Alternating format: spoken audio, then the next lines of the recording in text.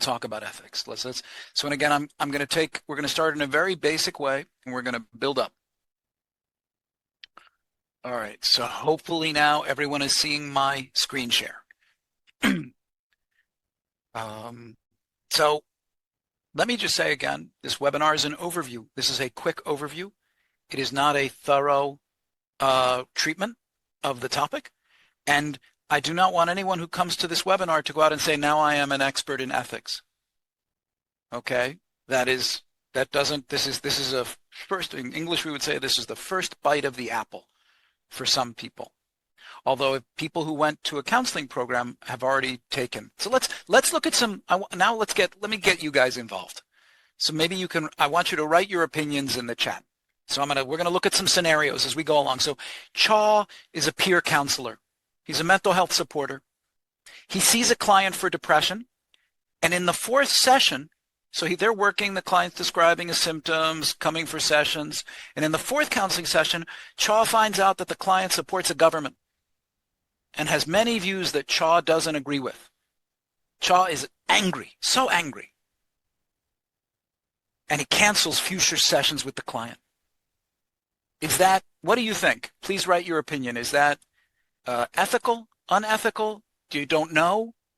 What do you think? Again, if you think that it's okay that is ethical behavior, please type a 1 in the meeting group chat. If you think it's not ethical, you could type a 2 in the meeting chat. What do you think?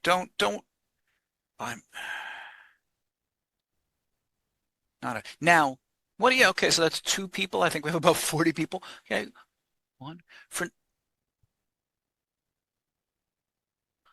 we always have choices, Han.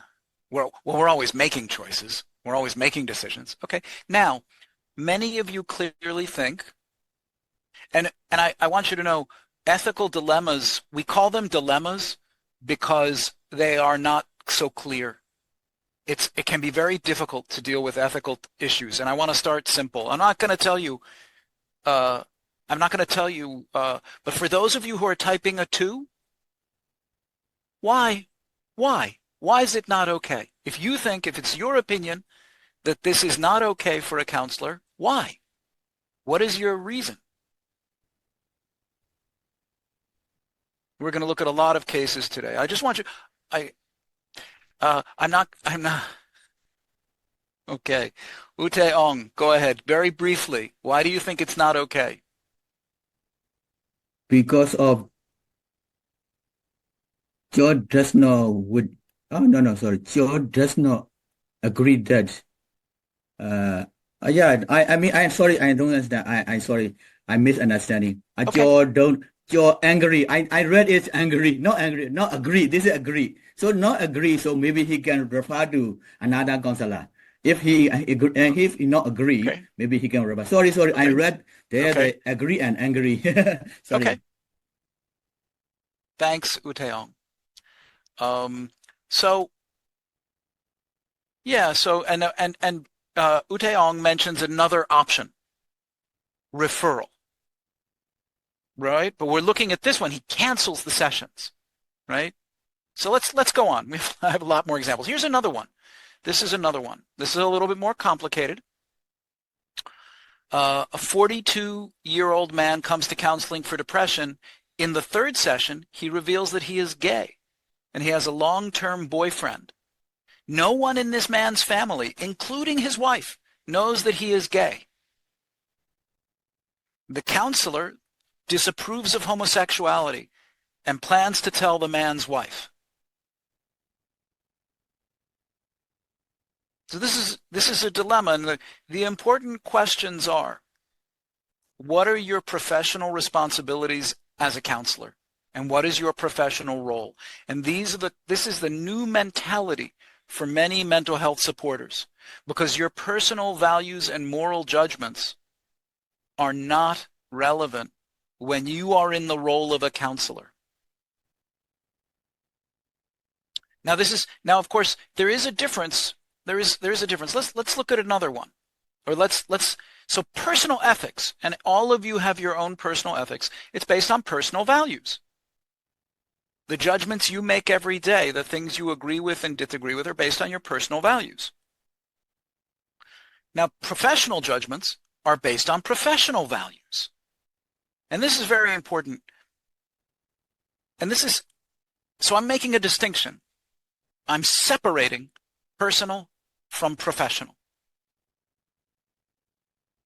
And now where do we get, so a personal value comes from my family, my personality, my culture. That's where my personal values come from. And that's not a problem. It's right. We all have that. That's as human beings. But so where do my professional values come from? Well, in counseling, it's very easy because we have ethics guidelines. This is a statement of our professional values. We have a set, and in counseling, the guidelines they are very clear. It doesn't make everything easy, but we have these guidelines to help us understand when I am acting as a counselor, what is my value? What is my guideline? So our personal values are influenced by my personality, my family, my cultures. My professional values are related to roles and responsibilities. In this case, of being a counselor. So these two words are really important. Role and responsibility. This is the core of thinking, of developing. When I teach my students to develop ethical awareness. Ethical awareness. And part of the core of ethical awareness is understanding the role and the responsibility of a counselor. Now, I also understand, and let me understand that like a mental health supporter, maybe you feel you're not a professional. Maybe you feel, well, I'm not a professional. And, I'm going to use the term peer counselor here. I don't always agree with the term lay counselor. I'm not comfortable with the term personally lay counselor. But I know there's many different kinds of counselors, right?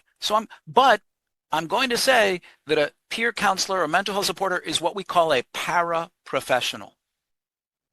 Para is a Greek word that means part, right? You may see that in other English words like parachute or paraplegic. So peer counselors are para-professional. Now, what's the difference between a professional counselor and a peer counselor? So part of the difference is a professional counselor has a degree, like a master's degree. The most common degree for counselors around the world is a master's degree. They usually have some supervised experience. So now we're going to talk about this in a little while. Agnes, when you did your internship, how many hours did you have to do for your internship? Do you remember?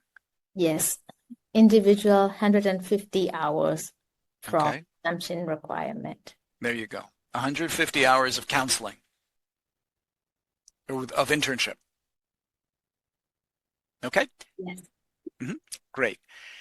And, usually I can tell you, when we'll talk about this in America, most people have, before they can get a license, they have thousands of hours. That's the usual training and a requirement. They see many different clients and they have a supervision with a senior person. And usually they have a ratio, like for every 1 to 6, 1 to 8, or 1 to 10. Like for every 6 hours you see clients, you have to get 1 hour of supervision. Or for every 8 hours you see clients, you have to get 1 hour of supervision. Or for every 10, something like this. It depends. It's different in different places. My ratio, the ratio in the programs where I was educated was 1 to 8. For every 8 hours of training, I had to get 1 hour of supervision. So I usually receive 2 or 3 hours of supervision every week during my training. For every 800 hours I spent in my training or seeing clients, I receive about 100 hours of supervision. But again, and what's really important is all of these professionals, they have a course in professional ethics. I had a long course in professional ethics, and I had to attend many seminars about professional ethics in my training. People, many of you on the Serenity team, some people went to Assumption University. The people who go to Assumption University and get the MSCP at Assumption University, they have a course in professional ethics in that master's program. Every single program that offers a master's always has a professional ethics training. Now, paraprofessionals usually have what we call certificate training. Right? They take a course, maybe it's 20 hours or 30 hours or 40 hours or longer, and they get a certificate. They don't have a degree. They have some limited experience, maybe a dozen hours with clients or 24 hours, or maybe no hours, just practicing with other people in the course. They have received limited supervision, and usually there is no training in ethics in a certificate program. And we don't have licenses for paraprofessionals. So there's a big difference here. So it's when you start as a paraprofessional, although hopefully you have learned the most important thing, which is basic counseling skills. Because the truth is, the funny thing is this basic counseling skills are so powerful, so effective, that research shows that paraprofessionals can be equally effective. Paraprofessionals who have learned basic counseling skills can be equally effective as professionals, which is why there are so many trainings now. As long as 3 conditions are met, they have good basic training in counseling skills. They have proper supervision as they develop their skills, and they know something and follow ethical guidelines. They know something about ethics and follow ethical guidelines. So I know you think, oh, Agnes has a master's degree and has experience, or Dr. Ben, has a PhD and has experience. But the truth is, research is clear. If you do some very simple things, you can be equally effective in many cases, not in all cases. There are some cases where we need to make sure we refer. Utaeong mentioned this word referral, where we refer to the professionals.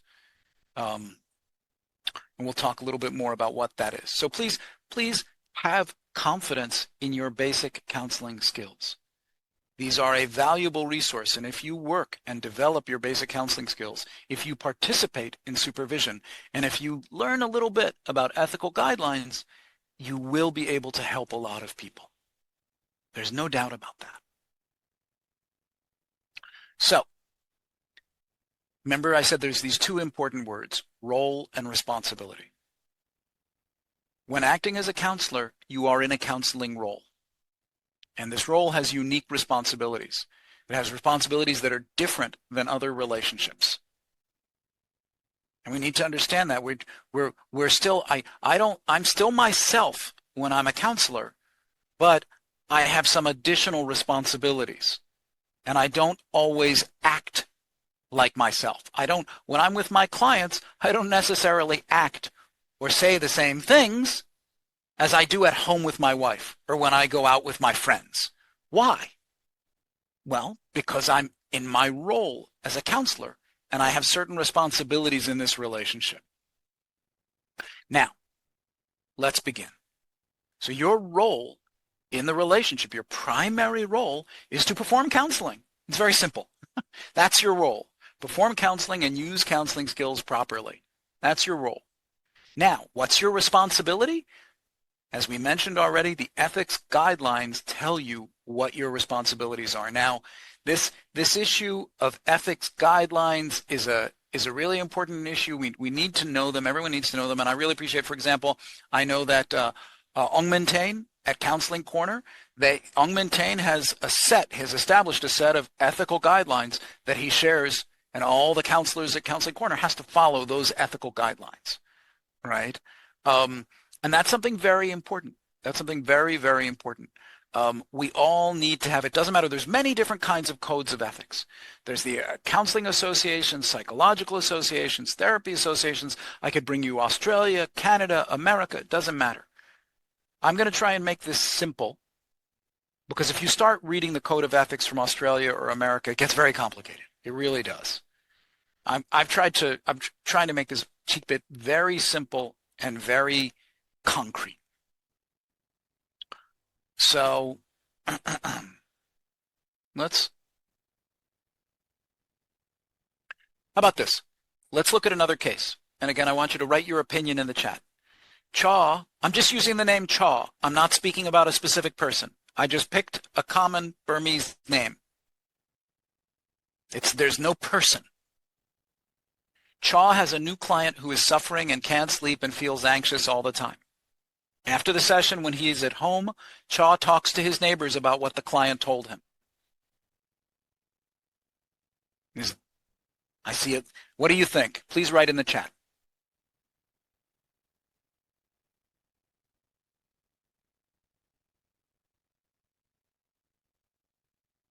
And if you feel it's unethical, why? What is the ethical issue? Because the key is not our final judgment. It's why. Okay, so Cosette says no confidentiality, right? So we have this idea, and many of you, I think all of you already know this. The people I've talked to, you've all been trained about confidentiality, which is one of our core guidelines. Yes, right? So you all already know that. Well done, right? Okay, how about this one? Chaw takes a one-day workshop on listening skills and psychosocial support. He starts to tell his coworkers and neighbors that he is a counselor and can help them solve their problems. What do you think? How about this one? So this is not about confidentiality.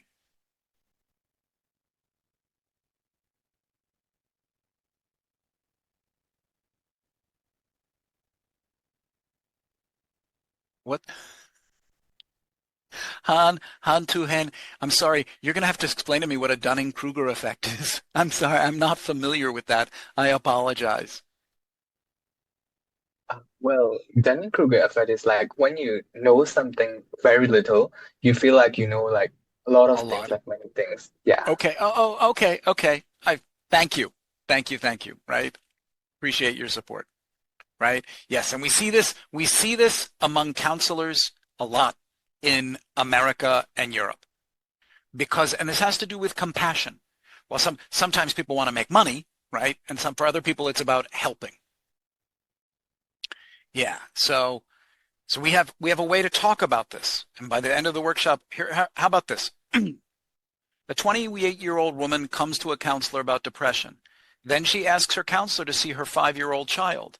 The counselor has no training or experience with children. Right? I think this is very similar. It looks different, but it's very similar to the one we just talked about. Clients will constantly ask you to do things you have no training to do. That is part of the job. And that's not a problem if you know how to handle it. Hear about this one. This one, Sombat. Sombat completes a 6-week online course in counseling skills and peer support. And Sombat's cousin asked Sombat to give counseling to her 6-year-old daughter who's having problems sleeping. Right? These kind of cases come up all the time. Here's another one. Here's the same Sombat. I used a Thai name, so I'm not always using a Burmese name. Sombat completes a 6-week course in counseling skills and peer support and begins accepting counseling clients. When the clients come for counseling, Sombat also advises them to go to the temple, make merit, and speak with a monk for advice. Some people contact him who are not Buddhist. Sombat refuses to offer counseling to those people. What do you think? There's actually a lot going on in this example. There's several different things that are problematic. What do you think of this? Please write in the chat or unmute. Feel free to unmute and just give your opinion if you like.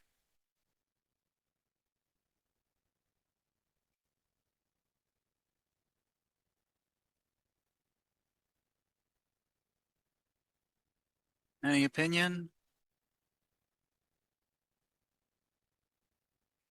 Looks like a kind of discrimination.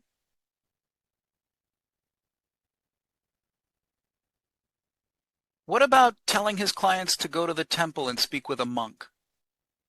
Is that? What do you think of that? Or again, it could be go to the church and speak to a priest, or go to the mosque and speak to an imam. None of those would be different. But what did you just write, Agnes?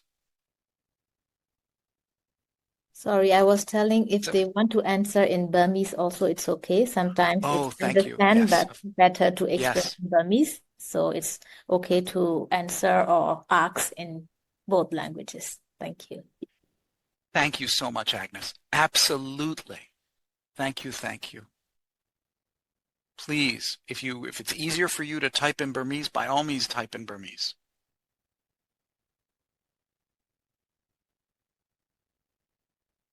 So that, in my opinion, there's two different issues here. One is about boundaries, what we call a boundary issue, about telling people to go to a monk and go to the temple. And the other is refusing counseling. Yeah. So we're going to talk about these guidelines. I think you all already know about this. We talked about this. Guidelines are really important. They help us with our role and our responsibility. So I'm going to talk about 5 core guidelines. These guidelines appear in all ethics codes for counselors. No matter what, they may use different language. They may use some different vocabulary. But no matter where you go, whether you go to Spain or France or America, Canada, Australia, whether you go to counselors or psychologists or social workers, all their ethical guidelines will include these 5 topics that we're going to talk about today. Just to introduce you, number 1, client welfare. Number 2, confidentiality that you all already know. Number 3, scope of practice or competence. Number 4, integrity and boundaries. And number 5, self-care. I think many of you have already heard about self-care as well. I know that that's a topic people are teaching a lot about, and I've taught a few webinars for Agnes on this topic. So let's talk about client welfare. So here is the guideline. Peer counselors must act in the best interests of their client, and that includes avoiding harm, providing competent counseling services that focus on the client's needs and goals, and sometimes it includes advocating for the client when that is helpful for the client. So, client welfare means do no harm. This is a very famous phrase in English. Do no harm. We don't do anything. When we were in the role as a counselor, we don't do anything that can be harmful to the client. This is the basis for confidentiality. Confidentiality flows naturally out of client welfare. Number 2, that we foster the client's mental health. We try to protect the client from harm, and we try to promote the client's best interests. And how do we do that? We try to provide interventions within your scope of practice. Because remember, as we'll talk about, if you try to practice outside your scope of practice, you may harm clients. And this is the difficult thing for many peer counselors and many counselors to accept, that we have a scope of practice. We have limits. So here's an example. A counselor sees a client for depression. The counselor finds the client very attractive. He makes up reasons to spend more time with the client. Maybe sends her some messages, asks for extra sessions, and he feels he wants to start a relationship with the client. Again, now, this is actually this is basically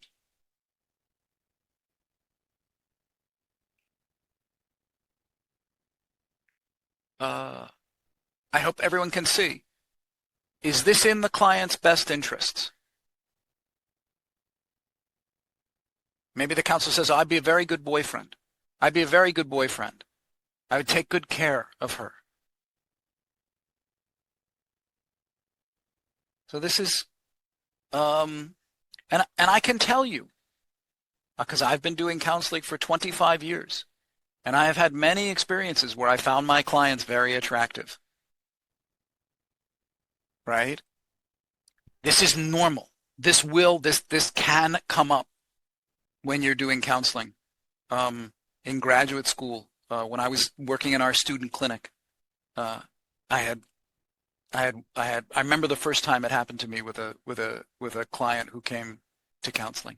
I had to get a lot of supervision to learn how to separate my personal feelings from my professional behavior. But I had a good supervisor who helped me with that. And I did not, I could admit it. Some people might have too much ego to be able to admit that. Ego can be an obstacle to being an effective counselor. So let's look at another case.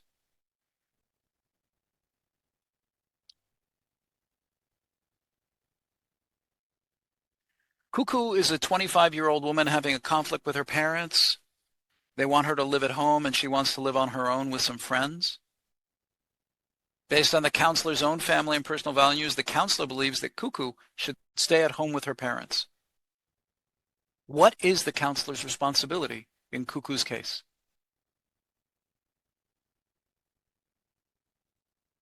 In your opinion, what do you think?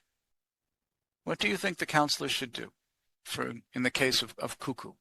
Cuckoo wants to live on her own. She wants to live on her own with her friends.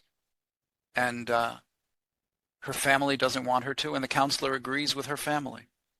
What should the counselor do? Han feels the counselor should let Cuckoo decide and not interfere with her choices. Han, what should the counselor do if Cuckoo says, "What do you think?" And people will ask you. If it didn't happen already, people will ask you, "What do you think?"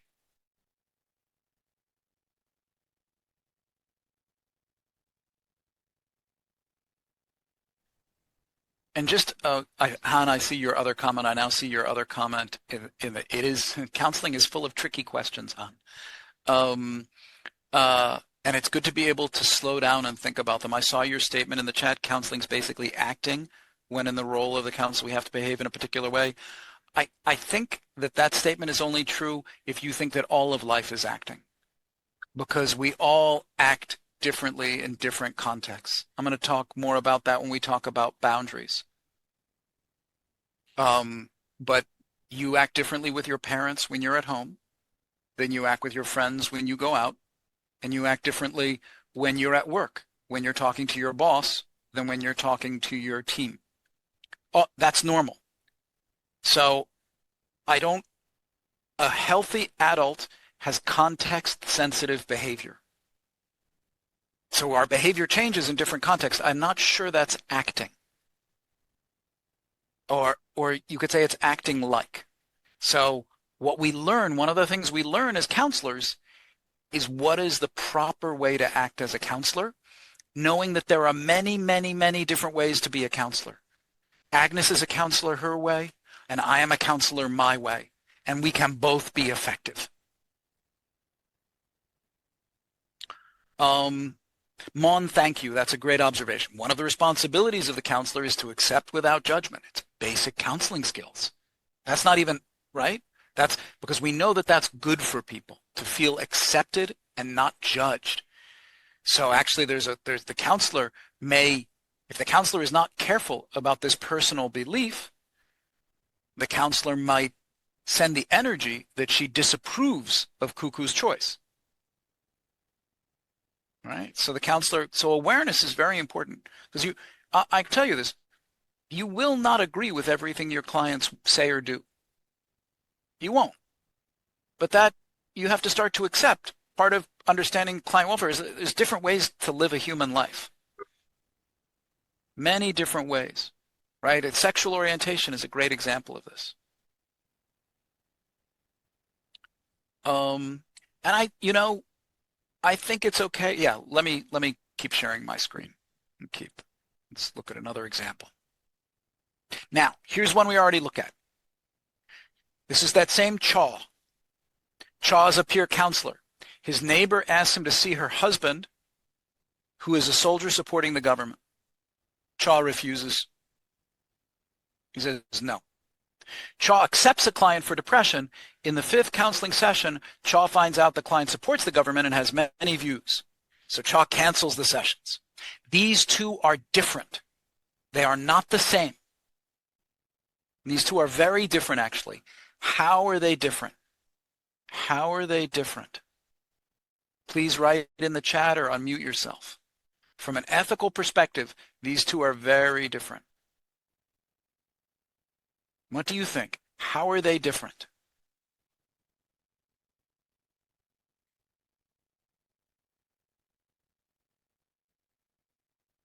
And it's related to client welfare. What do you think?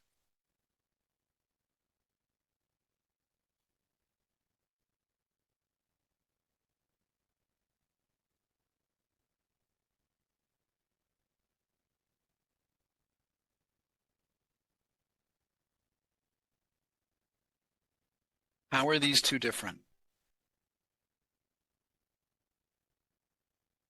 Thank you, Dr. Mon, right?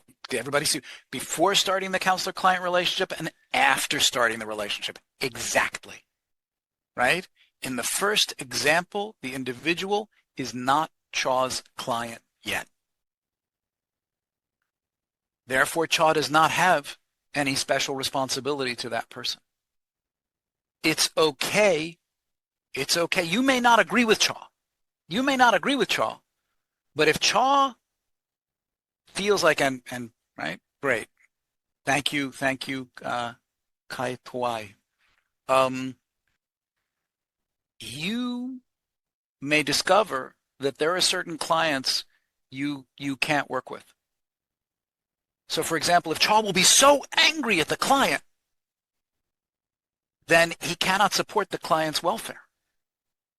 And then that might harden the client if Chaw is always angry at the client. So it's better to say no and maybe refer in that example number 1. I have a very good colleague, someone I respect very much, who has dealt with so much trauma in his own life that he does not accept clients with PTSD. Because that he accepts clients with depression, he accepts clients with anxiety, he accepts clients with many, many other different problems and relationship problems. He does not accept clients who have a trauma history. And he just checks before he starts a relationship with the client because he feels he cannot help those clients well. This is actually the behavior of a really ethical counselor, to understand their scope of practice. Now, the second example here is a problem because that's not good for the client, for the counselor to just abandon. We call this abandonment. The counselor in the second example, Chaw is abandoning his client. And you can't do that.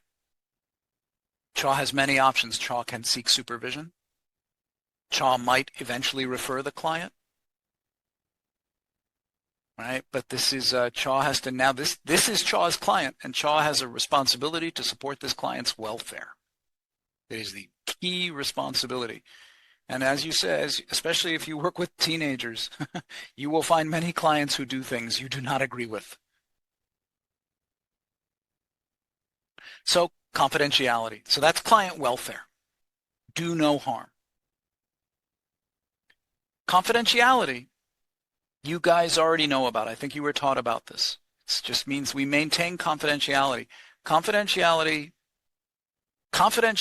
is one of the most important principles in counseling. Why is that? Why is confidentiality so important in counseling?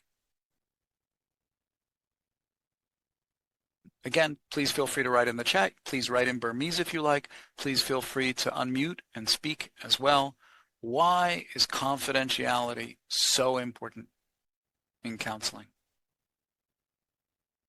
Okay, Wu Taeyong? Confidentiality is protects the counselor and client. How? How does it protect the counselor and client? If we have the confidentiality, client more trust and There you more go. relationship. There we go. Trust. It's about thank you, right? Nick,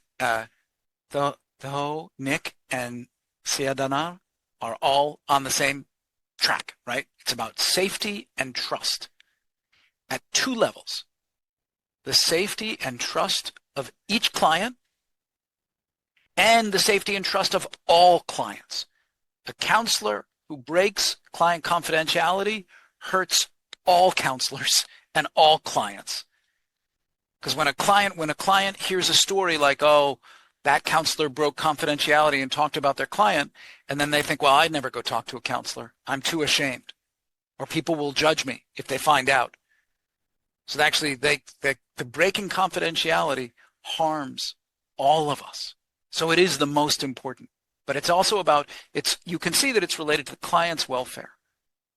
So that the client can feel safe and that the client will trust you and all of the clients will trust all of us. So it's very, very important, and we have to learn. I have been married for 24 years, and and dating for 10 years before we were married. So my wife and I are together in a relationship for 34 years. I never speak with her about my clients. I want you to think about that for a second, because I realize, and when we go out with other couples, I find it's very odd, because they talk about their work, right? And they each know like what is going on at work for the other person, right? My wife knows almost nothing about what I do at work. And that's not a problem. She has never asked me. Right? She has a lot of respect. She never asked me to talk about anything like that, and she never would, right? But this is a boundary, right? We're going to talk about boundaries in a while, but I want you to understand that confidentiality is a kind of boundary. I do not talk about my clients. There's only two reasons. There's only 2 or 3 reasons why we can break confidentiality. We can break confidentiality to protect someone. If we feel someone is not safe, we can break confidentiality, but there is a procedure for doing that. Or if we need supervision. If we need confidentiality does never, right? Because remember client well-being. We have to act in the best interest of the client. Sometimes, as you'll see, that means we need supervision. If we get supervision in appropriate ways, that's fine. That's not breaking confidentiality. Confidentiality does not prevent us from getting supervision. And also, we can get supervision without giving the client's name. We don't have to give every single detail about the client to get supervision. And this is very important. So this is one of the first ways where we see this unique responsibility. When we talk to our friends, and then we go talk to other friends, we talk about everybody. I talk with my friend over here about my other friend, and I talk with this friend about that friend, right? This is different, right? And and I think you all already appreciate how important this is. This is one of our core ethical responsibilities. So here's an example. Your client is a student who's cheating on his or her exams. You feel you should tell the professor. Unfortunately, you cannot make an exception to confidentiality. You can talk to your client about it. You can have a conversation with your client and explore this issue with your client, but there is no justification here. There's no justification to break confidentiality. Or here's another one. These are difficult situations. D comes to see you for counseling. He's married and has 3 children, and he's having an extramarital affair with a coworker, right? He's having a romantic relationship with a coworker. After the second session, you start getting messages on your phone from his wife. She got your phone number, and she's very upset, and she wants to know if your client is having an affair. So these are difficult situations that can come up in counseling. And and this is very important. One of the most important things you can learn to do in counseling is learn how to say no. You may not like it, and you may be very uncomfortable, and you may feel you don't like to do it, but it's actually something very important. So when people ask you about your clients, you have to find a way to say no politely, to not talk about it. Sometimes you have to say no to clients as well, or say no to potential clients. Saying no is one of the very important abilities of a competent counselor. All right. So that's confidentiality. I think you all are familiar with that, so I'm not going to spend a huge amount of time on that. So I want to talk about scope of practice and competence. This is the third core issue. And remember, if you have any questions as we go along, we've talked about client welfare and we've talked about confidentiality. If you have any questions, please send them to Agnes. Again, you can write in English or Burmese. You can send your questions to Agnes. So scope of practice, and in America we call this competence, but I like the term from Australia better, scope of practice. So competence has limits. Competence has limits. And a counselor and a peer counselor should practice within your scope of competence. And we refer clients to other professionals when needed. I'll tell you a secret.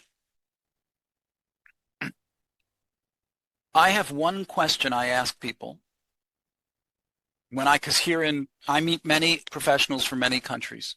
People who say, I'm a counselor, I'm a therapist, I'm a psychologist, I'm a social worker. They come from all over the world, America, Canada, France, Germany, Belgium, Spain, Indonesia, Singapore, Australia, New Zealand. I have one question I ask people. And the way they answer this question, I make a judgment about if they are an ethical and competent counselor. I ask them, what clients do you not see? I don't ask them what clients do you see. I ask them, who do you not see? Which clients do you refuse to accept? Like my friend I told you about who won't accept trauma clients. Because I can tell you right now what clients I don't accept. Okay? I only work with adults. I'm not competent. My scope of practice does not include children and teenagers. I am not competent to treat children and teenagers. I have thousands of hours of experience. I have a license, right? I don't work with autism spectrum disorders. I do not work with ADHD. If a client says I want therapy for ADHD, I refer that client to someone else. If a client says my main issue is procrastination, I don't work with that client. I know many techniques to help with procrastination, but I have a huge problem with procrastination, and I have discovered after 25 years of doing therapy, I am not very helpful to clients with procrastination, right? So I have a list. I have a list of the clients I don't see, and so I ask. That's one of the questions that I ask everyone I meet who is a counselor. I say to them, who are the clients you do not see? And if someone says, no, I see everybody. Again, my response to that is, okay, well, now I understand you, right? You are someone who doesn't have proper training. You are someone who doesn't have a proper perspective about counseling. In my view, that's my opinion. I want you to know, please be aware what I'm sharing here is my view as a psychologist. Not every counselor agrees with me. Not every counselor agrees with me about this issue, but this is my opinion as a professor of psychology and counseling, is that each one of us has a scope of practice. And if we keep learning and keep studying and get supervision, our scope of practice begins narrow.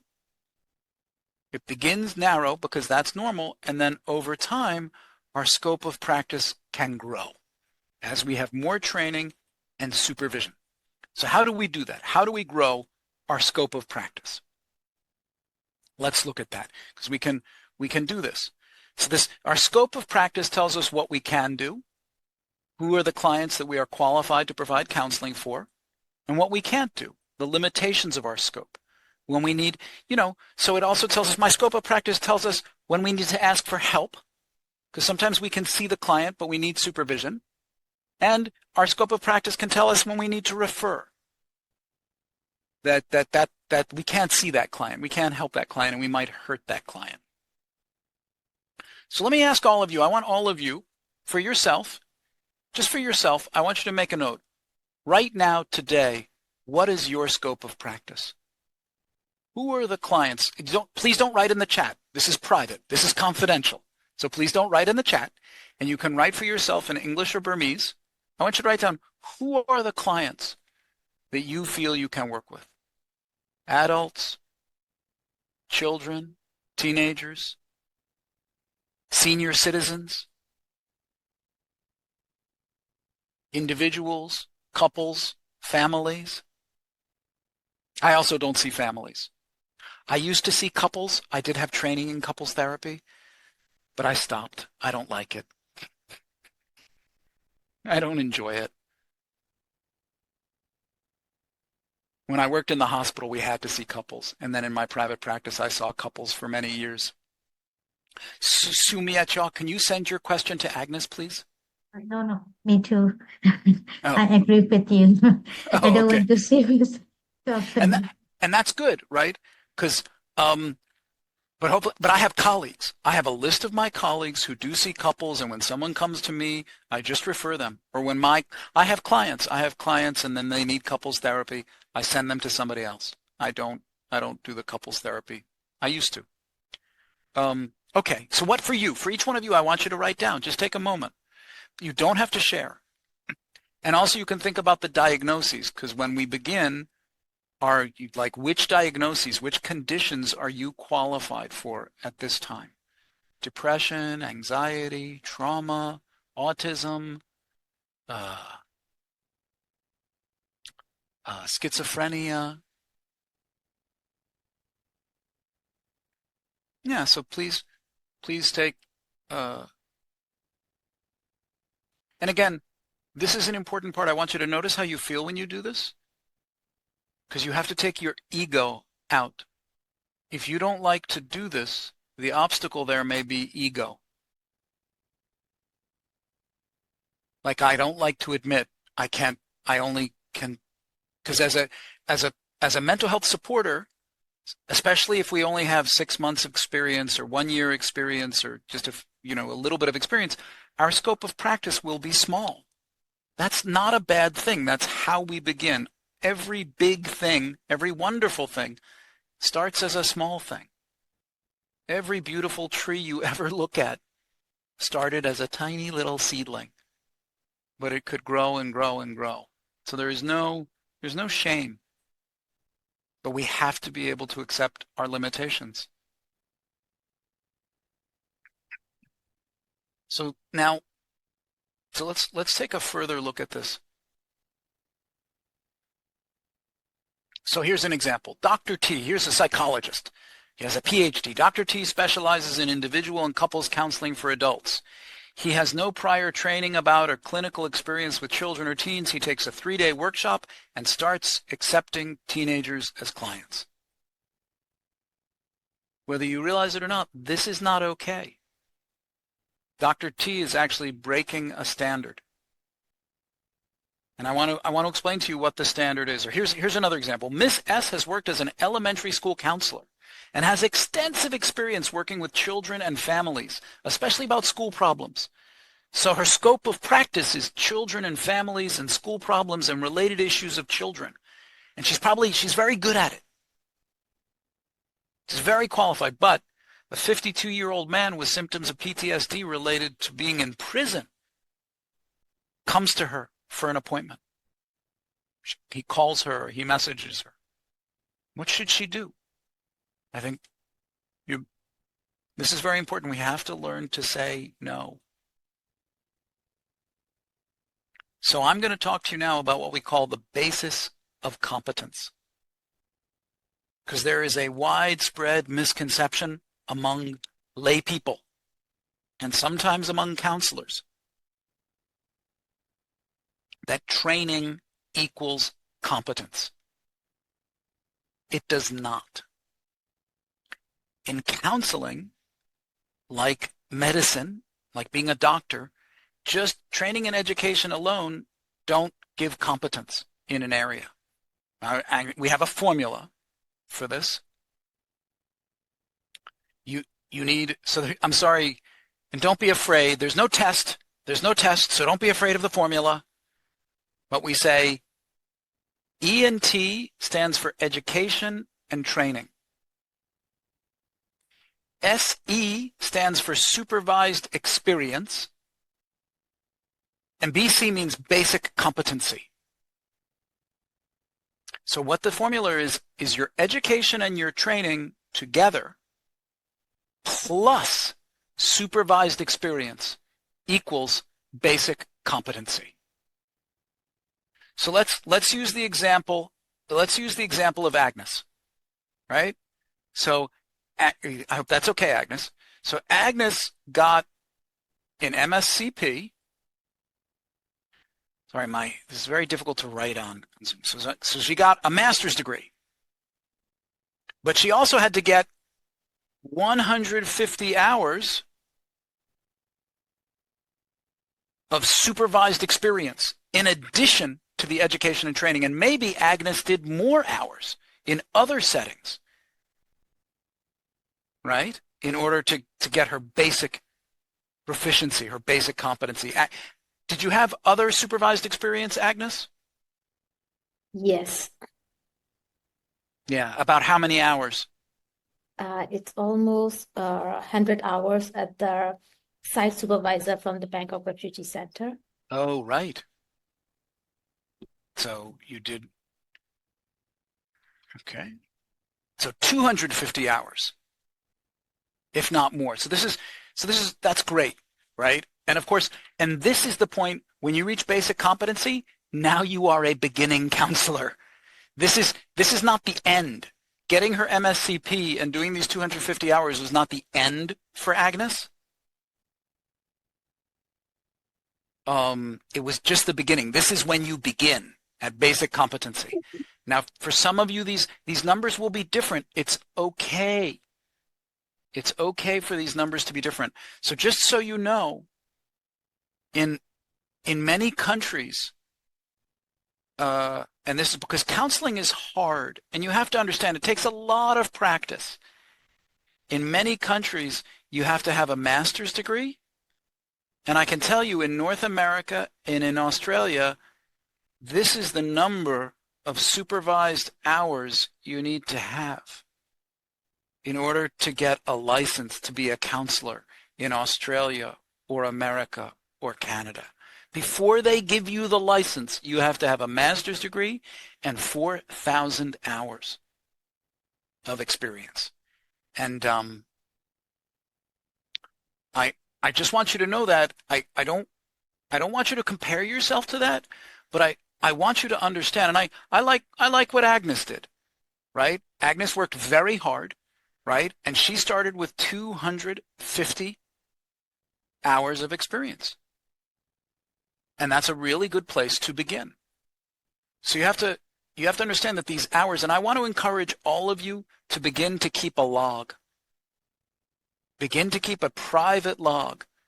How many hours do you meet with clients? And how old is the client and what is the issue? So you know, oh, I have this many hours with depression. I have this many hours with anxiety. I have this many hours talking about marital problems. So you start to know what you've been practicing with. And also keep a record of your hours of supervision. Because I think that number 250 or 150, that's a very good number to say, okay, now I'm a beginner. When I reach that number, now I'm a beginner. Don't be discouraged. There are wonderful things. And as that number grows, you will realize you will become more confident, and you will realize you will start to say, okay, actually, no, I know a lot about depression now. I know how to help different people with depression. Oh, I've learned a lot about anxiety, and I know how to help people with anxiety. Oh, but I don't know about autism yet. I don't think I can help someone with autism. Or I don't know about trauma yet. I don't know if I can help people with trauma, right? This is this is one of the keys. Knowing my scope of practice is one of the keys to being an effective counselor.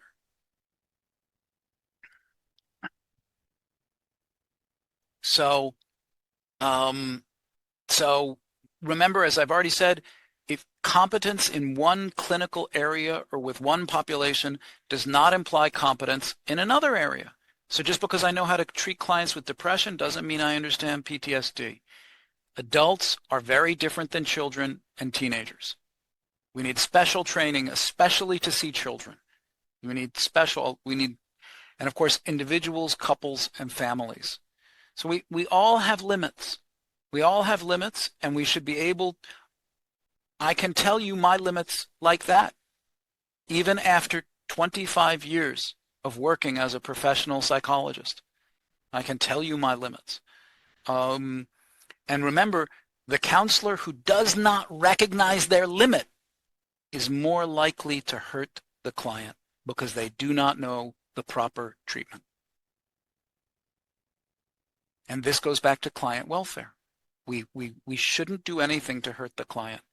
Basic counseling skills are very valuable. We can listen to people, but we don't always know the proper treatment. So there's two keys. Key number one is seeking supervision. This is how we develop. This is how we develop. So someone, as I said to you before, someone who has 4,000 hours of experience, if they were on a 1-to-8 ratio, they also have 500 hours of supervision. Just think about that. That means they spent 500 hours also sitting with a supervisor. Or we have different kinds of supervision, actually. Just please be aware of this. We have supervision from your single colleagues, and that can be individual supervision or group supervision. And we also have peer supervision, which is when we meet as a group. So when I was in my training, because I did internship and I did residency and blah, blah, blah. But again, my pathway is different. I did situation where I would meet with my supervisor one-on-one and talk about cases. But to be efficient, we also had group supervision, where the supervisor would meet with many students at the same time, and we would all hear the case discussion. This is probably one of the best methods, because we can learn from different people receiving supervision. But again, we really have to let go of our ego and be ready to receive feedback in the group to benefit from group supervision. Also, we can do peer supervision when we don't have, if we want to learn and we have people at our same level who want to learn, who are learning, we can all sit together and talk about cases and see what we think. Or, and I've done this many times, especially after moving to Bangkok, we created collegial supervision, peer supervision, where we pick a book and we read a book together as a group of therapists, and then we talk about the book, and then we start thinking, how can we apply this with our clients? I had many times we meet as a group once a month or twice a month that we did for 5 years or 6 years. Also, I want you to know, I still have a supervisor. And I want you to think about that for a second. I don't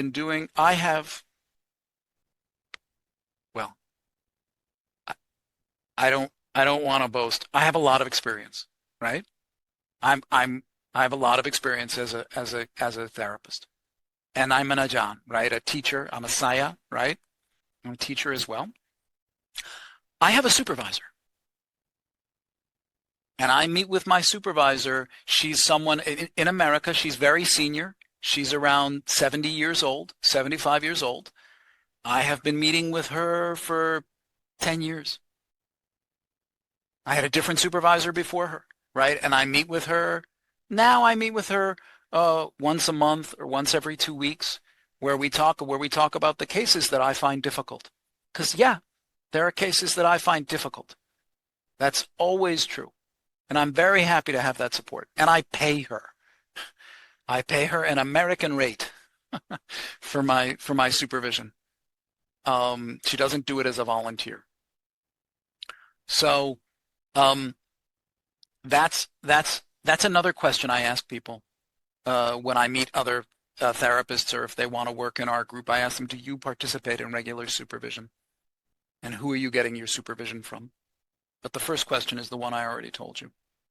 So supervision, again, you don't want to get, if someone thinks, oh, I don't need a supervision anymore, I'm an expert, this is usually a sign of ego, right? One of the characteristics, there's actually research, there's wonderful research, and there's some good YouTube talks about it by a Canadian psychologist named Donald Meichenbaum.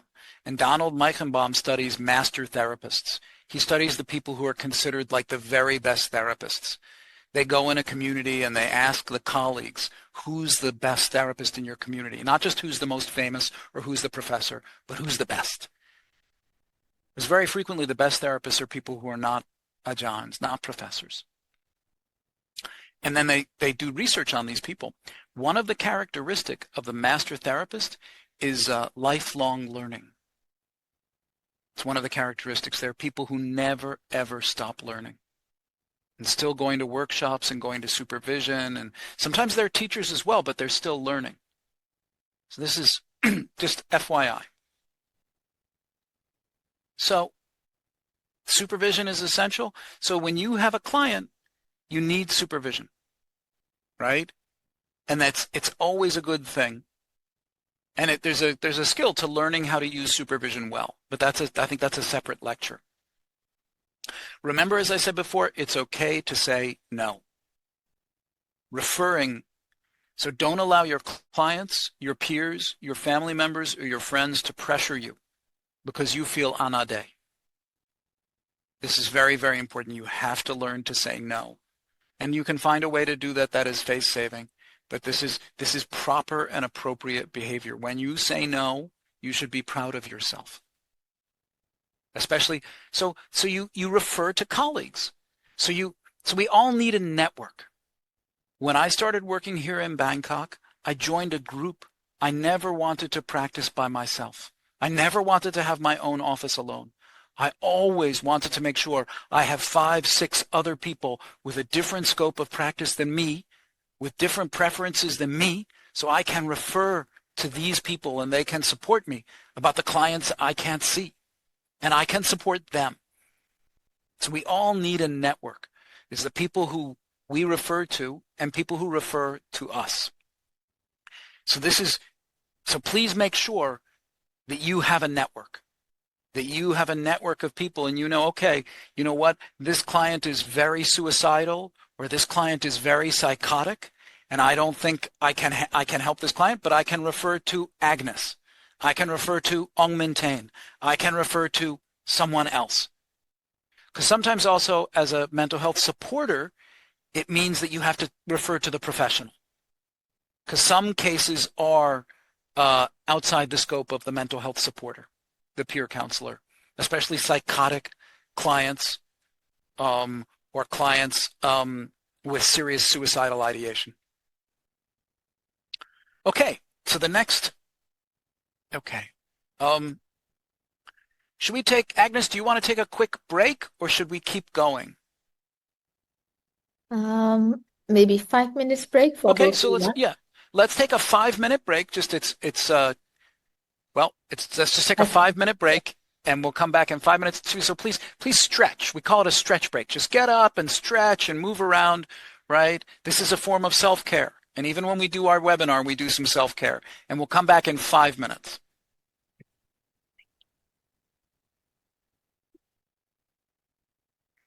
Oops. We forgot about that, right? Okay. Let me repeat that for the recording. So part of integrity means that we should always be honest about our credentials. We don't exaggerate, and we are always accurate. We don't exaggerate to make ourselves look good.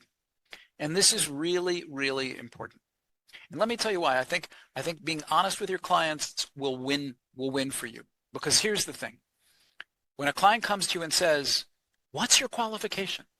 Well, how much training? How many clients like me have you seen? It's okay for you to say, I have a certificate. I am a peer counselor. I receive supervision. And I've seen 5 hours of clients like you. And I think that, now this assumes, I am assuming the client is within your scope of practice, not outside. Client is within the scope of practice that you feel comfortable. And you can say, I do believe I can help you. And I have good skills to listen to you. So I would like to be able to listen to you. And I think by listening and by talking together, I think that can be helpful to you. Because that's honest.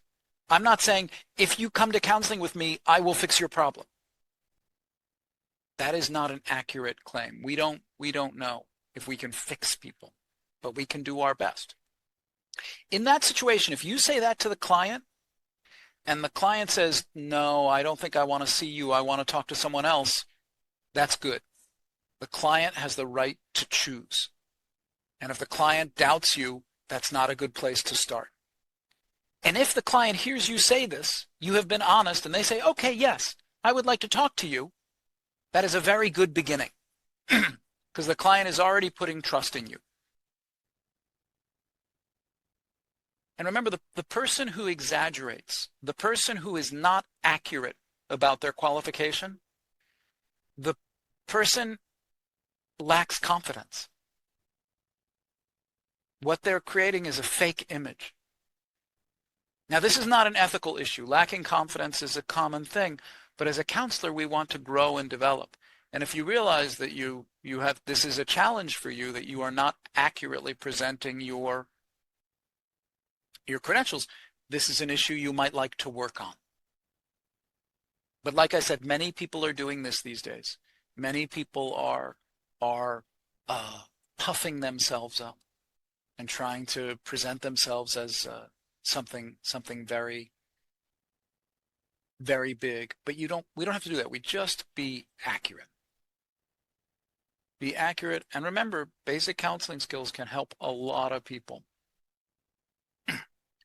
So we describe our qualifications accurately. We don't exaggerate our training or our experience. This is very important. So here's an example. Chaw completes a certificate course to be a peer counselor for adults with a focus on basic counseling skills. He starts to tell his coworkers and neighbors that he's a counselor and he can help solve their mental health problems. So again, Chaw, I'm not sure why he's motivated here. I don't know if this is about Chaw's ego or if he's hoping to make money, which is it's a powerful motivation. But it looks like Chaw is not being accurate.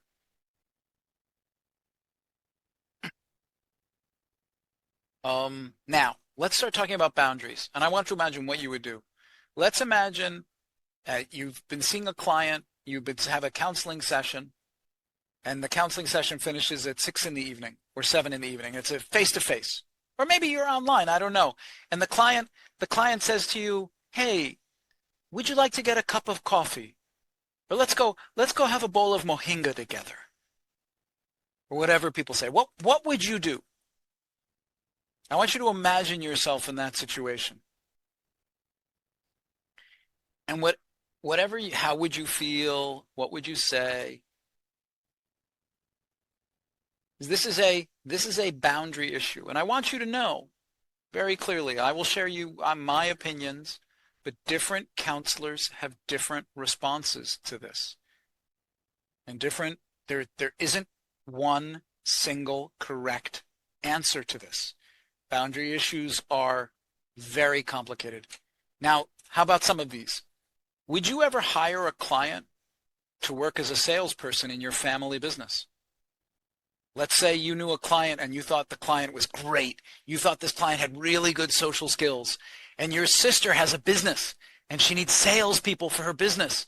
So you think, oh, I'll introduce my client to my sister, right? Would you ever borrow money from a client or lend money to a client? Maybe if you got on the bus and you saw your client on the bus, would you sit together? What would you do? How about if would you give counseling for a coworker? How about for someone in your family? Would you give counseling for your brother-in-law or your sister-in-law or your cousin?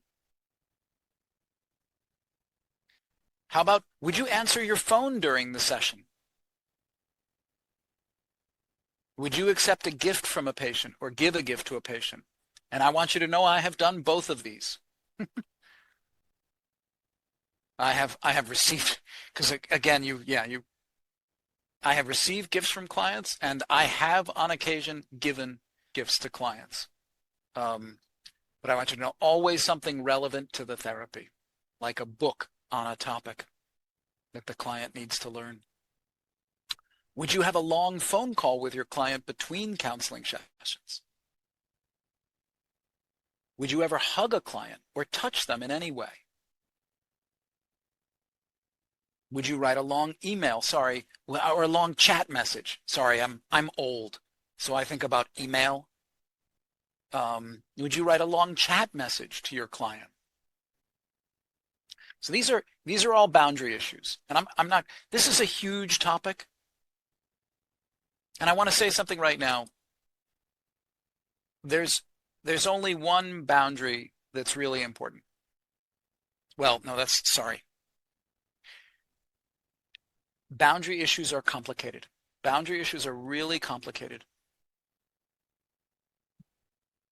One of the boundary issues, and different psychologists, different counselors, and peer counselors have different responses, but we do not get involved. I just want to say that the one boundary issue I feel we can say is very clear. Counselors do not get involved in romantic relationships with their clients. And this is something to be aware of, because this does happen. Counselors do not, and that is an indication that is a boundary violation. Other boundaries are more complicated, but the key is not that you know the right answer. The key is that you have boundary awareness. That's the key. That you are aware of boundaries and you're thinking about them. So, psychological boundaries are present in all relationships. And they define, our boundaries define how we interact with each other. We talked about this earlier because Han asked a question about this, or made a comment. So, parent-child boundaries. We have boundaries with our parents. There are things we would never say to the parent, or there's things a parent might never say to the child. That's a boundary. And if someone broke that boundary, we would find it so shocking, right? Like if I went to my mother, now I'm an adult, and I went to my mother and I said, "Oh, I hate you," right? We would feel like I had crossed a boundary, right? There's friendship boundaries. We have boundaries with our friends. We have spouse boundaries with our partners. And these boundaries are different across cultures. But these are present everywhere.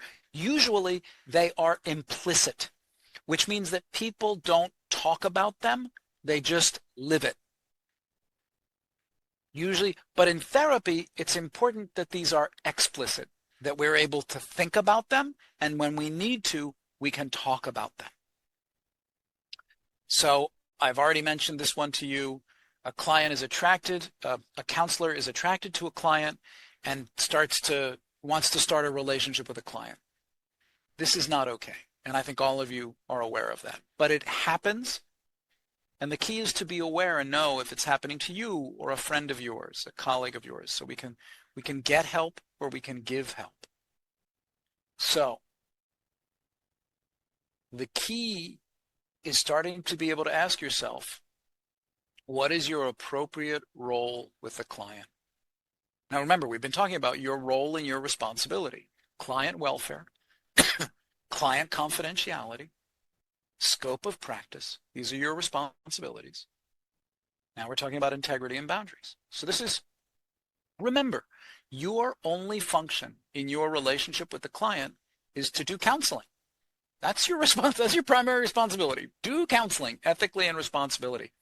But especially as you have more and more experience, you will see that because counseling feels like other kind of relationships, sometimes counselors begin to forget this.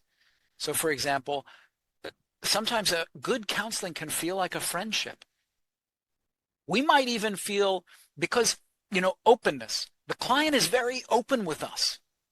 And sometimes we are open with the client. It depends on your style as a therapist. But we can have a feeling of closeness with our clients. The client feels like they share things with you they don't share with anybody. And you have a feeling like you know this person so well, and you want to help them. So we have a feeling of closeness, and sometimes we get confused. We forget that this is counseling. And counseling is a limited relationship. So what is the appropriate function? And the guideline is counselors don't use relationship with clients to meet their own personal needs. For example, in our friendships, we use our friendships to meet our emotional and social needs. When I am feeling bad, I want to talk to my friends, or when I want to go out and have a good time, want to go out and have a beer and eat Japanese food with my friend and just forget about everything and have a good time, right? That's because I am a human being and I have emotional needs. I have social needs. All of us have these needs. And that's actually part of self-care. This is part of why self-care is so important. We also have other kinds of needs like ego needs, power needs, and status needs. So sometimes, and I'm not going to talk about this because this gets more complicated, but sometimes counselors may start using their clients to meet their ego needs. So this is really important, is we have to understand that we are human beings. And when we're acting as a counselor, we are temporarily putting aside our personal needs to focus on the client. A friendship, when we're in a family relationship, when I'm with my brothers and sisters, if we're in a healthy family, it's a two-way relationship. I help them and they help me. I support them and they support me. Also my friendships. My friendships are a kind of two-way relationship. I support them and they support me. I'm friend for them and they're a friend for me. We need relationships to be our best. All of us. It's part of being human.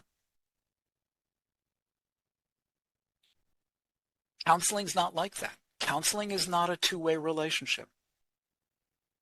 And we have to be careful about this. But we are supposed to be there for the client within limits. We are there for the client. We support the client. We do not ask the client to support us. Socially, emotionally, or for our ego and our vanity, right? So here's how you know your boundaries. Boundaries, you can think about boundaries as a kind of structure. Like so there's the time, the where, the focus, and the who will share. Like time. When do you see your clients? And for how long? Can the client call you at 1 a.m. in the morning? Can the client meet with you on Saturdays? So what is it? And when you meet with the client, do you meet with the client for 30 minutes? Do you meet with the client for 1 hour? Do you meet with the client for 2 hours? Or do you just do whatever? You have no time boundary. Some people do that. Where do you meet with your clients? Do you meet with your clients in the coffee shop? Do you have an office where you meet with your clients? Do you meet with them at their home or your home? Again, but what is your boundary? Like a peer counselors frequently meet with clients out in public, frequently meet with clients. Peer counselors, usually professional counselors, usually have an office. But mental health supporters, peer counselors, frequently may meet with the client in the client's home. They may meet with the client in a public area. They may have some other space. That's not bad, but do you know what your boundary is? And again, typically counseling sessions have a focus, that there is a topic, right? That is to say, the client has a goal or they have something they want from the counseling. And that's very important that we make sure there's a focus. That's a boundary. What is the focus? What are we here to talk about? It's not like with friends. We just meet with our friends and we don't know what we're going to talk about, right? We're there just with our friends. But in counseling, when we meet, there's a topic and we should know what is the topic. And again, who's going to share? Well, we know the client is going to share. Usually the counselor is not sharing so much.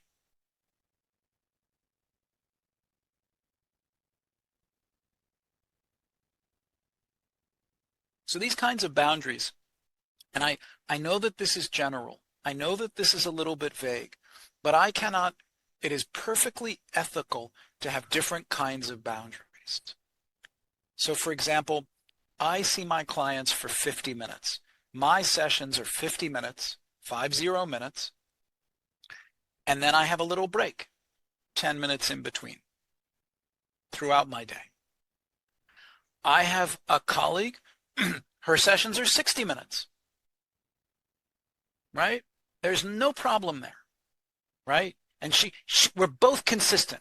My sessions are 50 minutes with all of my clients, and her sessions are 60 minutes with all her clients. I don't have one client where I meet with that client for 30 minutes and another client where I meet with a client for 75 minutes. I do the same thing. And honestly, I do that because it's better for me. After 50 minutes, I can start to get tired. I also now in America, I have many colleagues in America who are doing 40 minutes or 45 minutes.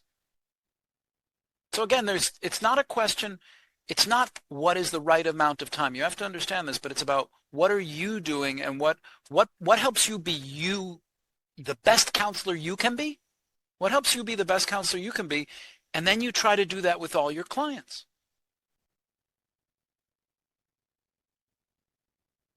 And of course, so these boundaries have three important purposes. Number one, they help you support people effectively.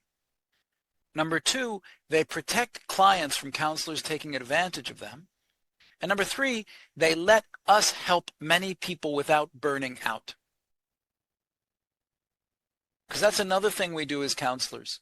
We have to listen to a lot of different people.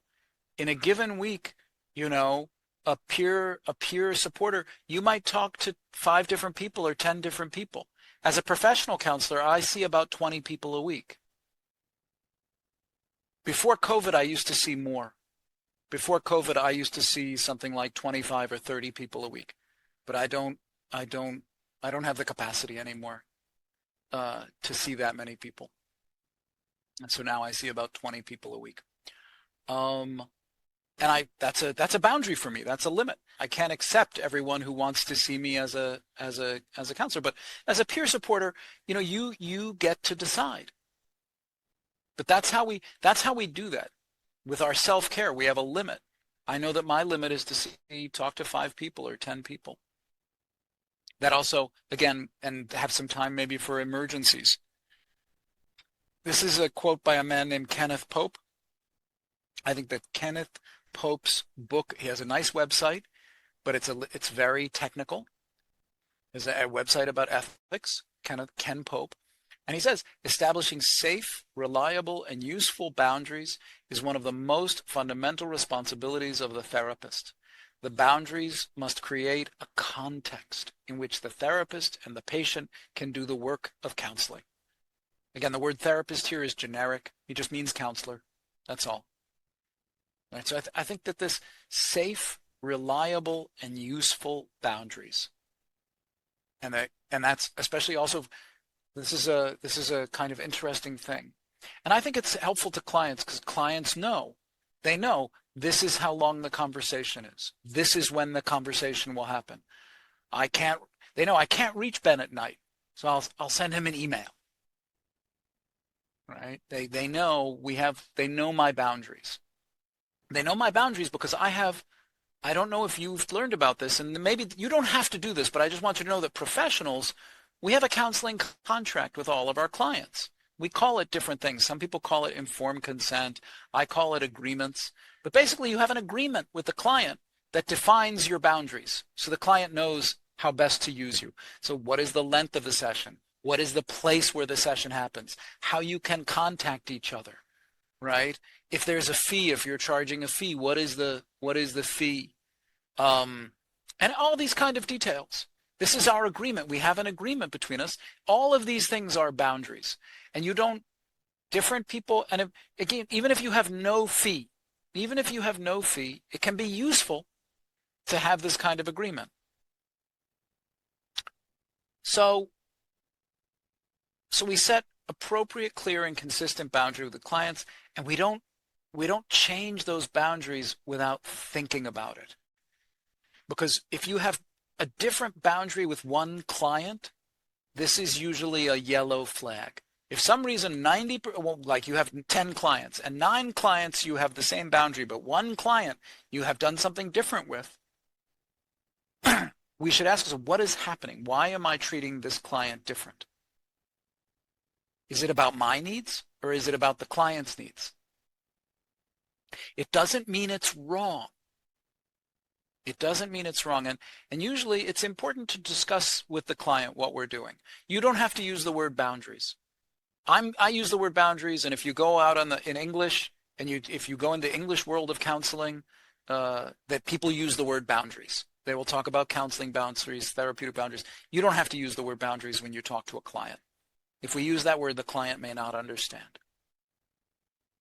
So, and clients will challenge our boundaries.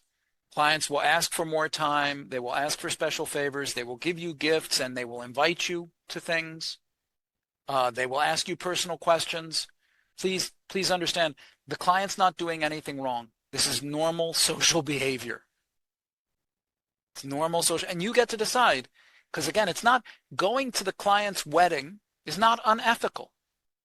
There's nothing wrong with that, but you just might decide you don't want to do it. If you do it because you feel pressured, that's not necessarily a good thing either. So, and what do you use?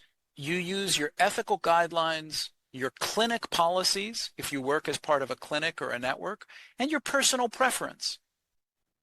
Like, for example, there's another example like time boundaries it's not an ethical issue, right?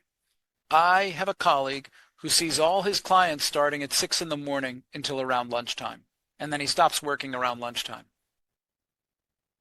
Right? So that's CC's, 6 o'clock, 7 o'clock, 8 o'clock. I don't start seeing clients until 10 or 11 in the morning, because when I get up in the morning, I want to drink my coffee, and I want to meditate, and I want to exercise, and I only do those things in the morning. So I set up my schedule, and if the client says to me, I have to see you at 7 in the morning, I say, I'm sorry, I'm not available at 7 in the morning. And I don't suddenly change that for one client. I say, well, I have my colleague. Let me give you the phone number of my colleague. He is available at 7 in the morning. If you want to see me, it has to be on my schedule. And these boundaries help me. They help me. This is also part of my self-care.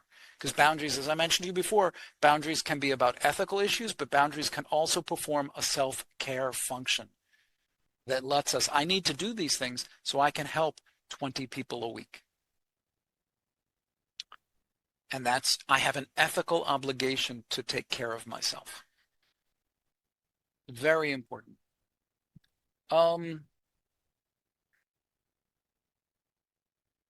Okay. So I think,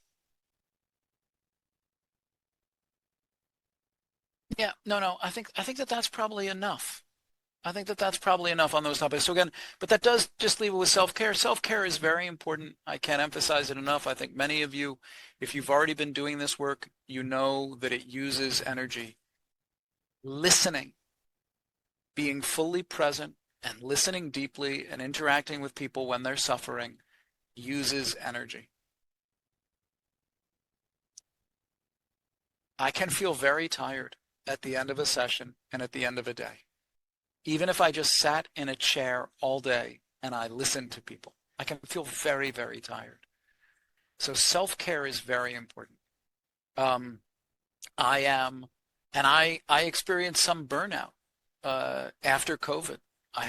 In fact, I will be doing a LinkedIn Live event on December the 4th, where I'm going to talk about my experience because I'm a supervisor for an organization in Singapore. and they're doing a series about burnout, and I'm going to share about my own burnout experience for other counselors. But we all have limits. We all have limits in it. So self-care and making self-care a priority is an important part for mental health supporters, and figuring out those routines, because that means when we have good self-care, and again, we're not perfect. Good self-care means we come back to self-care, maybe not every day or every single week, but we always come back. When we have good self-care, it means it will make us a better counselor. We will have more energy and more space. Okay.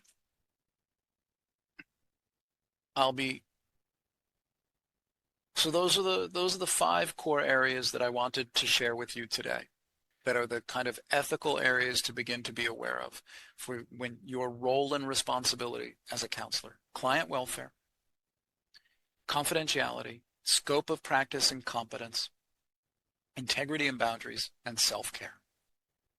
This is the kind of core ethical areas. And I'll be very glad to talk about any questions you have or any cases you might like to discuss. But if you do have a case, I prefer that you send that information, that we don't share that information publicly. You send that information to Agnes. You write it in Burmese or English. You send it to Agnes, and then Agnes can present relevant details, and I can respond to it.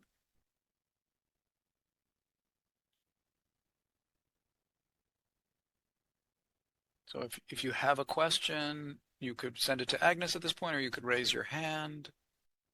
I will end the recording now so that the Mm, question will not okay. be. Yeah.